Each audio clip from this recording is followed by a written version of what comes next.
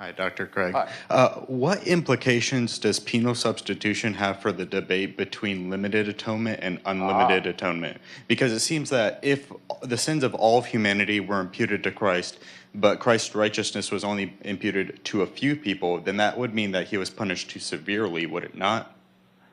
That he was punished. That he was punished too severely. Oh, I don't think that would follow. Usually, as I indicated in response to that earlier question, the gravity of the offense against God is taken to be infinite in its proportion. And so the punishment that Christ endured would be similar to whether it included everybody or just a portion of humanity because of the infinite offense rendered to God by sin. The relevance of the doctrine of limited atonement, which for those who are not familiar with this notion, says that Christ only died for the elect. He didn't die for the sins of the whole world. He only died for the sins of the elect. Where that would come in is that some advocates of penal substitution, namely Calvinists, Reformed theologians, as well as critics of penal substitution, have said that if Christ really did pay the penalty for all persons' sins, then this should result in universalism. Everyone should be saved. The critic of penal substitution therefore rejects penal substitution. The Reformed theologian instead limits the scope of penal substitution to the elect.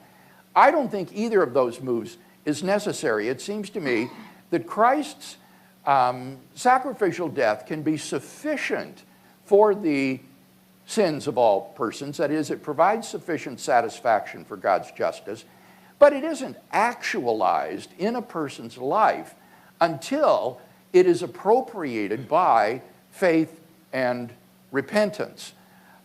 So that Christ on the cross potentially wins the salvation of all persons, but this needs to be actualized by repentance and faith over history in individual lives.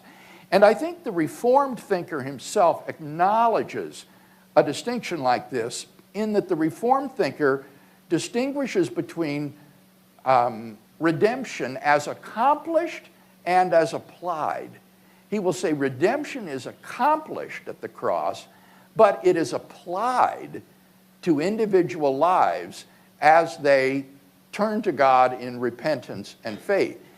Now, that distinction is necessary because if redemption were actually accomplished at the cross, or applied, as they would say, at the cross, then the elect would be born regenerate. They would never be separated from God. And yet Paul says in Ephesians, we ourselves were once children of wrath, like the rest of mankind.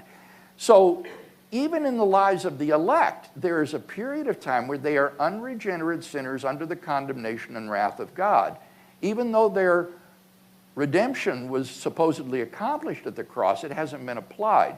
And the only way I can make sense of that distinction is by saying that Christ's redeeming death was sufficient for everyone's sins that day on Golgotha, but that it needs to be actualized or appropriated in individual lives through repentance and faith, in the absence of which it remains ineffectual.